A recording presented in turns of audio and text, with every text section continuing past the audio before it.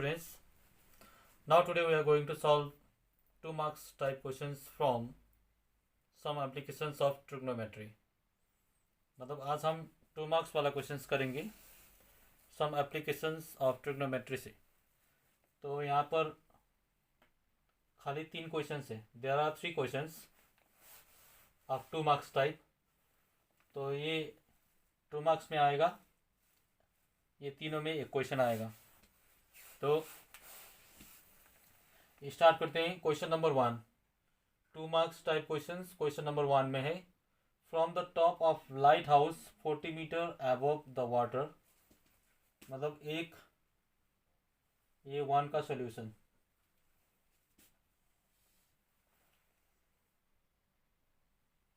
एक light house है जिसका हाइट 40 मीटर है अबव द वाटर. मतलब ये वाटर लेवल है.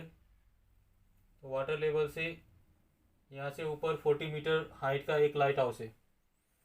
The angle of depression of A small boat. मतलब यहाँ से एंगल ऑफ डिप्रेशन, ये लाइन ऑफ साइड है. Angle of depression of small boat, यहाँ पर एक बोट है तो उसका एंगल बनेगा 60 degree. Angle of depression is 60 degree. तो यहाँ पर एक पैरेलल लाइन ड्रॉ करना पड़ेगा. तो 60 डिग्री, ये 60 डिग्री, ये 60 डिग्री, ये 60 डिग्री. क्यों 60 डिग्री? क्योंकि ये अल्टरनेट इंटीरियर एंगल है. तो find how far the boat is from the base of the light house. मतलब यहाँ से कितनी दूरी पर ये बोट है वो कैलकुलेट करना है. लेट कंसीडर करना है. Let the distance between the boat and foot of the lighthouse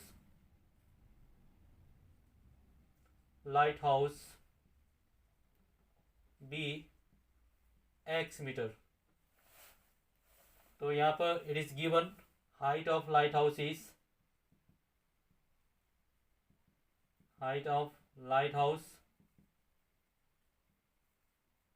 equals to 40 metre. यहाँ पर इसका वर्टिसेस कंसीडर करते हैं ABC. Now in right angle triangle ABC, so theta is 60 degree. मतलब ये एक्स है, ये परपेंडिकुलर और ये बेस हो गया. ये परपेंडिकुलर बेस का relation tan theta, perpendicular base का रिलेशन tan थीटा लेना है. तो यहाँ पर होगा tan theta equals to perpendicular is AB and base is BC. तो tan थीटा का value 60 degree, AB is 40 and BC is x. तो tan 60 का वैल्यू √3 है. तो ये हो गया 40x, डिनोमिनेटर इज x. तो इसको क्रॉस मल्टीप्लाई करते हैं.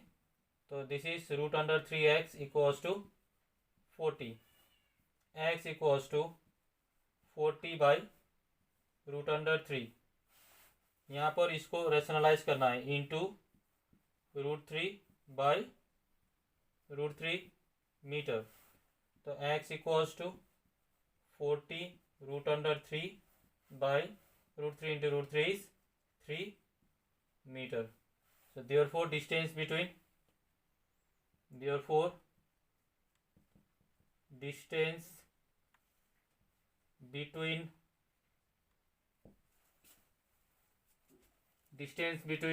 the boat and the foot of lighthouse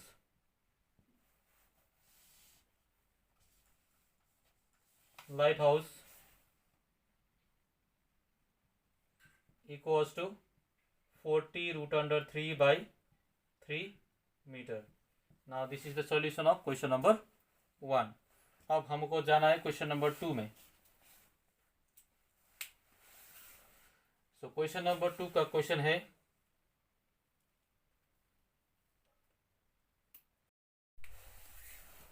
a kite is flying at a height of 90 meter above the ground. मतलब एक kite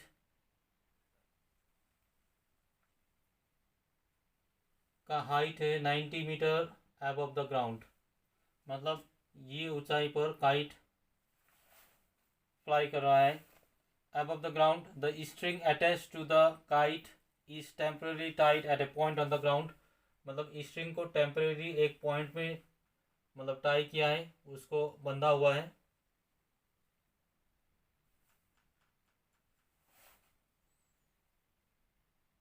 The inclination of the string with the ground. Now inclination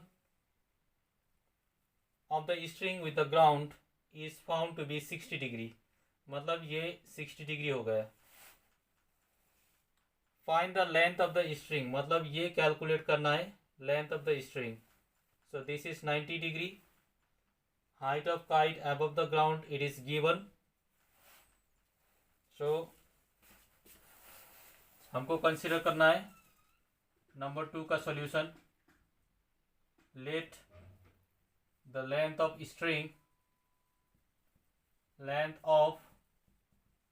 string be L metre. मतलब ये L metre है. Height of kite from above the ground, height of kite above the ground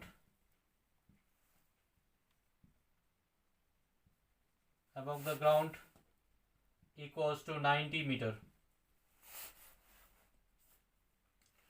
अब देखना है हमको यहाँ पर कौन कौन सा रिलेशन है.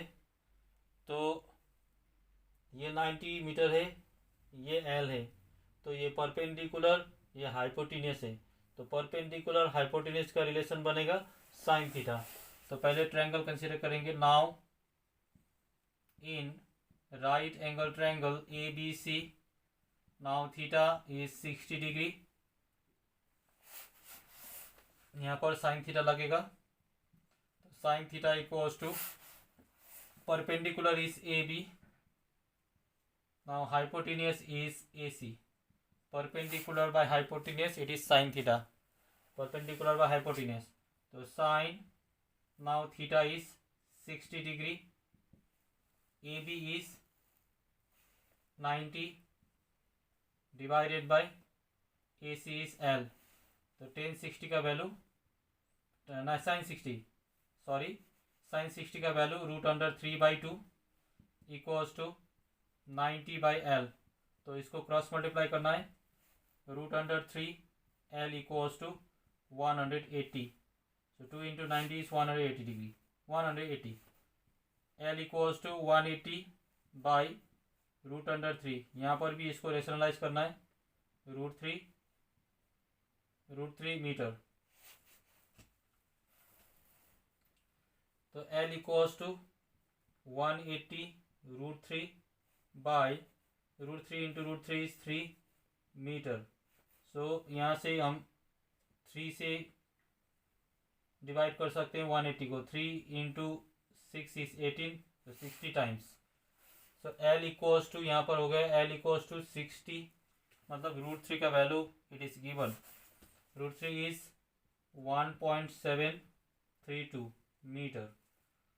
L equals to, now multiply it, 6 2 12 6 3 18 19 6 7 42 43 6 1 6.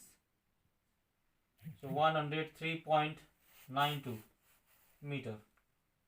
Therefore length of string is equals to 103.92 meter. Now this is the solution of question number 2. अब question number 3. Okay, question number 3 का क्वेश्चन है, if the shadow of a tower is 30 metre long when the sun's elevation is 30 degree. मतलब एक tower का shadow 30 metre long है जब इसका sun's elevation 30 degree है. Now this is 30 degree. तो length of shadow is 30 metre when the sun's elevation is 30 degree. So what is the length of shadow when the sun's elevation is 60 degree? मतलब जब sons elevation 60 degree होगा तो उस time shadow का length कितना होगा, ये कैलकुलेट करना है हमको. तो इसको हम x कंसिडर कर देते हैं, ये x. तो यहाँ पर दो राइट ट्रायंगल है, एक है ABC और दूसरा है ABD. मतलब यहाँ पर ये हाइट नहीं दिया है, तो पहले हाइट कैलकुलेट करना है. अगर हाइट कैलकुलेट कर पाएंगे तो वो लेंथ कैलकुलेट कर सकेंगे जब एंगल 60 डिग्री होगा तो लेंथ ऑफ शैडो कितना होगा वो हम कैलकुलेट कर पाएंगे. पहले हम हाइट कैलकुलेट करेंगे. Suppose this is the solution number 3 का सॉल्यूशन है. Suppose the height of